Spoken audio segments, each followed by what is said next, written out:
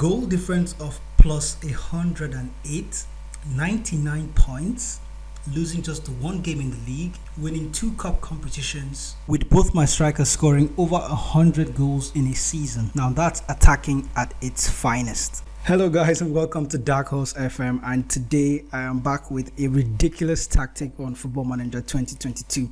I know I've kind of neglected PSG a lot in this game. I've really neglected the elite sides, but once in a while I do like to have fun in this game. And then I went home in PSG and I tested this tactic, the 4-1-1-4 system. If you're not familiar with this tactic, you probably want to check out this video of how I came about this formation. This formation is something you don't see very often in Football Manager 2022, indeed in modern football per se. But I came up with this tactic using a particular trick. I'm going to attach the link in the description down below so you can go and follow that same system and come up with this tactic. I actually tested this tactic, or I came up with this formation with Leeds United, and then it gave me some success, and then I opted to try with a different team like PSG.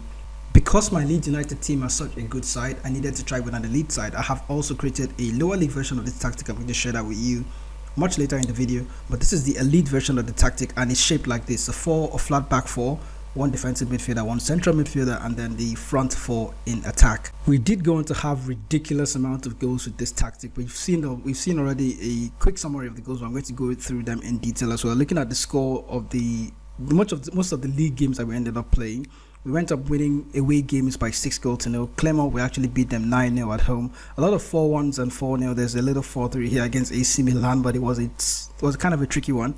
Angers, we actually beat them 4-0 as well. Rennes, we went on to smash them 5-0 away from home. Shakhtar Donetsk as well in the Champions League, we did go on to beat them. And then Borussia Dortmund, away from home, we actually absolutely smashed them by 5-1. 5-0 against Le Havre. This is probably a cup game as well. Yep, we went on to win a lot of 5-0s in this particular system. So you know that it's probably PSG, but it's been a while I actually went on to do something like this in Football Manager 2022.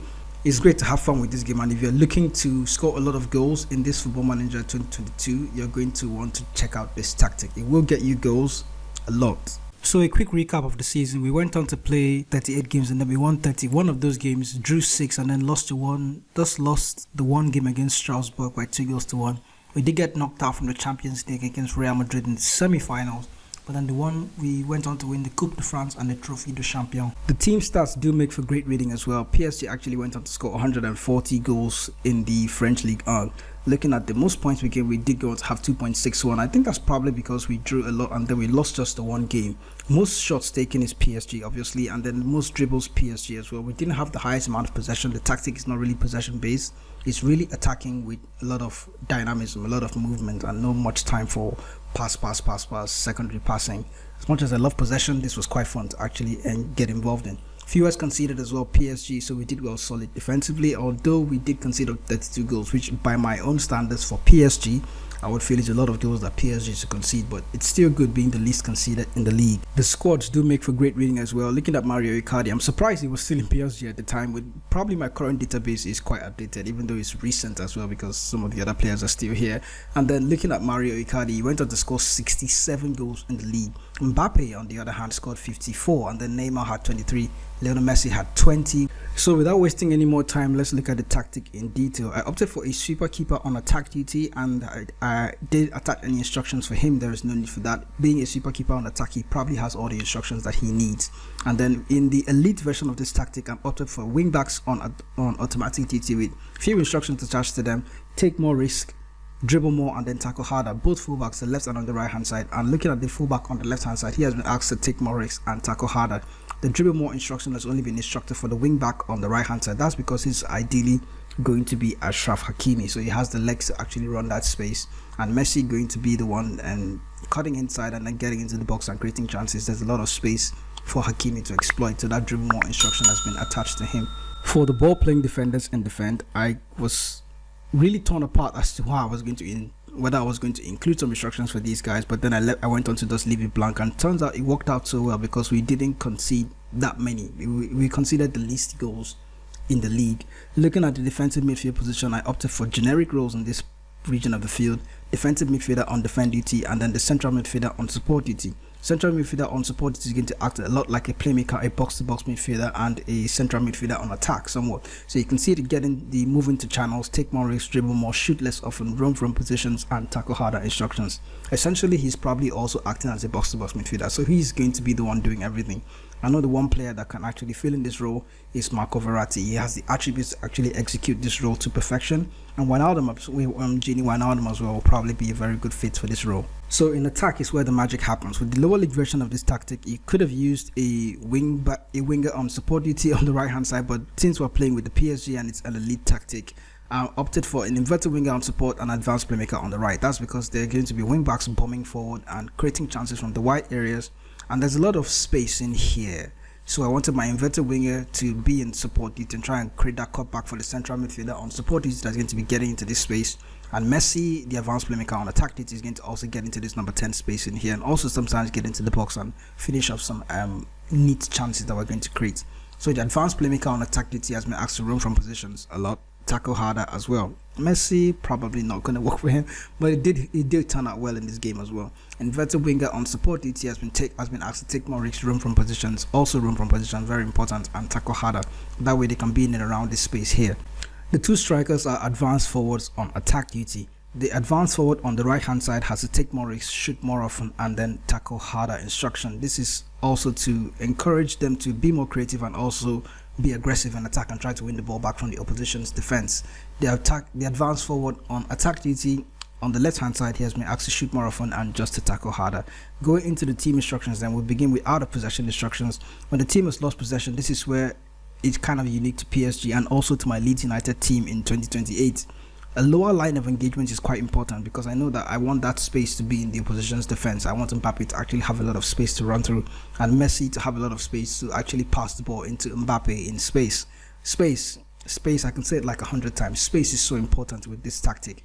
And then with a much more often trigger press and a lower line of engagement, you can have a kind of low mid block here and then have everybody in close proximity to one another. That way your players can go on to press the opposition in numbers and then win the ball back as soon as possible. And once they do that, the counter is going to be on, and then there will be a lot of space behind the opposition's defense that they can hit them on the counter attack. They've also been asked to get stuck in, very, very important for this tactic as well, to try and win the ball back as early as possible. And this enables the central midfielder on support duty, which is Marco Verratti, to get in, get stuck in, press the opposition as aggressively as possible and win the ball back. Now in transition, for this tactic to work, we only need just the two instructions. Everything else can be set to the player's personal preference. That's what I like to call it. So when the team has one possession of the ball, like when we've gone aggressively and actually one possession back in the mid block, the counter attack is on. So the team has been asked to hit the opposition on the counter attack. The goalkeeper also has been instructed to distribute the ball quickly when he is in possession, with the expectation that we are in our defensive third and there is a lot of space behind the opposition, and then he can hit the ball back quickly and then start a counter attack. That is also why the super keeper is on attack duty, by the way.